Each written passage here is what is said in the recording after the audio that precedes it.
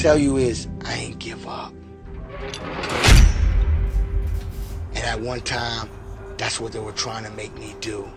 They wanted me to give up, and they were trying to finish me.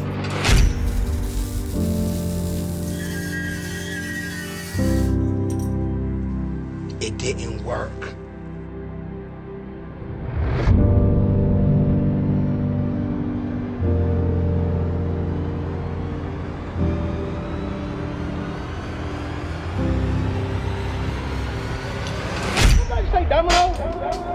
Yeah, we can probably place them somewhere else. I gotta get all my broken parts and put them in a pile. What broke?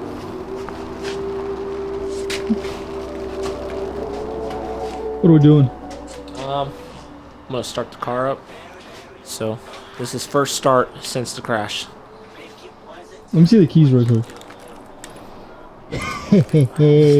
Alright, I wish I had more footage to document him fixing this car, but sadly I was busy, so I didn't record too much. But I still tried to get some video for you guys to watch over kind of the process. I'll have Yev, after we start up his car, run you guys through everything they did, give you guys a rundown of what broke on the car, what he had to fix, what he had to replace, and kind of catch you guys up to speed of what's been done to the car in the last 48 hours. So we got a new exhaust, and I'm excited to hear it. It's supposed to be kind of loud because it's like 1 millimeter thick, stainless, but it's kind of cool.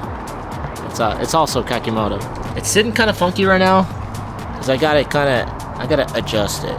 Like, I don't like that to one side, so I'm gonna modify it, and then I'm also gonna push it in a little bit because I think it sticks out a little too far. And I might raise it up just so it has better clearance. But yeah, this exhaust is kind of funny because like it holds on like with just clamps. Like nothing's really welded. Everything's just clamped on. It's really weird.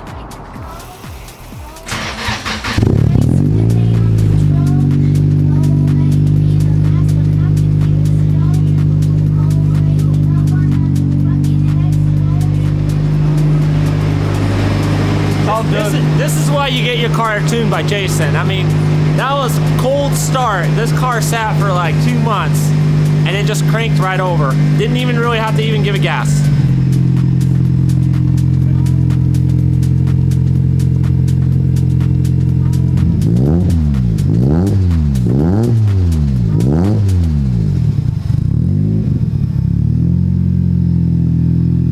Are you running Rich? 13.7, 13.6. So it's just warming up. So yeah, it's kind of rich in the beginning. I think it's running more rich when it's warming up. You want to hear it? I like the way it sounds. Super tone. Yeah, it's got really nice.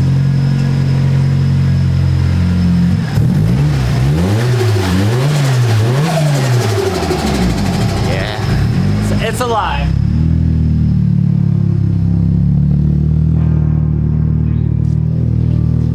Now the part you guys have all been waiting for, how bad was Yev's car actually hit?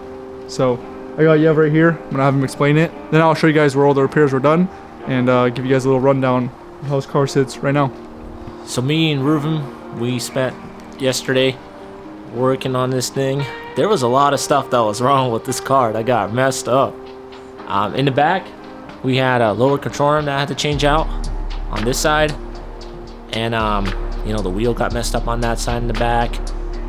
My axle was torn. I don't know if that was from the accident or not, but we ended up changing out the axle. I didn't want to take chances with the coilovers, so we ended up changing out the coilovers as well on the whole car. And then in the front got pretty messed up. So when I smacked that curb, what happened was, you know, my front was understeered, locked up, and I hit that curb, and because my car was so low, it caught the hook on the frame rail, and so pretty much because it caught the hook, it pulled that metal off the frame rail like this, just folded it. So that was like the worst part about the front, was the frame. And then also like the lower control arm took a beating, tension rod, subframe, wheel, intercooler, a lot of damage to the front of the car. But luckily a lot of these parts we had, and we just took the old part off, put the new parts on. I think it should be good. I'm planning to take it to alignment this week and then go from there, see what the alignment guy tells me. So fingers crossed that goes good. If the frame's really messed up, then I might have to take it to a frame guy and go from there. Essentially, this whole side suspension ended up getting replaced, or majority of this side suspension got replaced, as well as, like you have said earlier, the intercooler. Yeah, so intercooler core itself and the pipe as well. When I was buying these knuckles, I wanted the B knuckle from Japan, not the US one, because in my head I was like, you know, how cool would it be to have a knuckle that possibly Naki Nakamura welded himself and painted.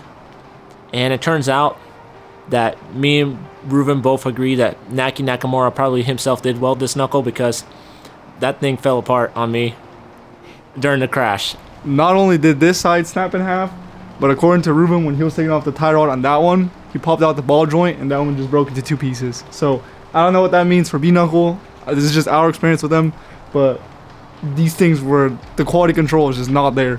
So this is from Ruben's Snapchat. I took a screenshot. Hold up. Okay. So this is from Ruben's Snapchat. I took a screenshot, and I'm not talking smack about the B-Knuckle.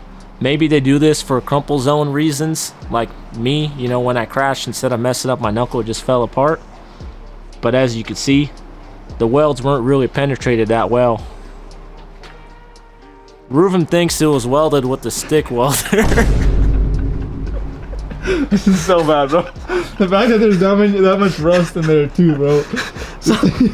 So if you're buying the B-Knuckle from the US, you're in good hands, because the way they make the B-Knuckle in the US is they actually weld a bunch of weld on it, and then they like shave it and smooth it down.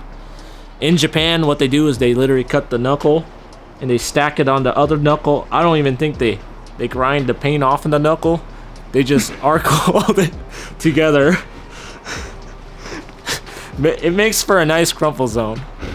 In an event of a crash or just on the highway when you're just mobbing, bro. This is a nice crumple zone. That's horrible, bro. The fact that you went out of your way to get those too, bro. Like those, that would have been cheaper to buy them in the US. Yeah, they would have. I just wanted the Naki Nakamura, like, cool factor. Okay, and then DG5 coilovers. I honestly think Yev could have got away with just using his old coilovers, but I don't know. Yeah, I probably could have. I mean, I had other, like, extra set of Kai Office coilovers, but honestly, the real reason I upgraded to DG5 was I already had some that I was saving for a different project, and I just wanted to go lower. I didn't really like my ride height in the rear on the old coilovers, so these ones, they give me a lot better adjustability for ride height.